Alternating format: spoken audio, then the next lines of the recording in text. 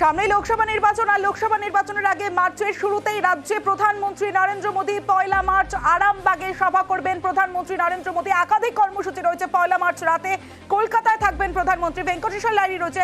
ভেঙ্কটেশ্বর, দুটো বিষয় জানতে চাইবো যে কি কি কর্মসূচি রয়েছে প্রধানমন্ত্রী নরেন্দ্র মোদীর, অন্যদিকে রাজনৈতিক দিক থেকে কতটা তাৎপর্যপূর্ণ, কারণ লোকসভা নির্বাচনের প্রচার বাংলা থেকেই শুরু করছেন প্রধানমন্ত্রী।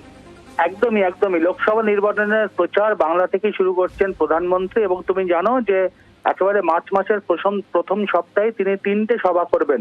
একদিকে যেমন তিনি রাজনৈতিক সভা করবেন, অর্থাৎ আরামবাগ, কৃষ্ণনগর এবং বারাসাত। পাশাপাশি আমরা এখনো পর্যন্ত যেটা জানতে পারছি যে সরকারি বেশ কিছু প্রকল্পের উদ্বোধন এবং শিলান্যাসও করবেন প্রধানমন্ত্রী এ রাজ্য থেকেই। এবং 1 তারিখে আরামবাগে তিনি একদিকে যেমন সরকারি অনুষ্ঠানে উপস্থিত থাকবেন, পাশাপাশি সেখানে আরামবাগে দলীয় সভাতেও তিনি অংশ নেবেন। এবং সেদিনই অর্থাৎ 1 তারিখে তিনি রাতে রাজভবনে থাকবেন এবং সেখান থেকেই 2 তারিখ সকালে তিনি কৃষ্ণনগরে গিয়ে সেখানে সরকারি অনুষ্ঠান এবং রাজনৈতিক একটি সভায় অংশ নেবেন। তারপরে তিনি দিল্লি ফিরে যাবেন।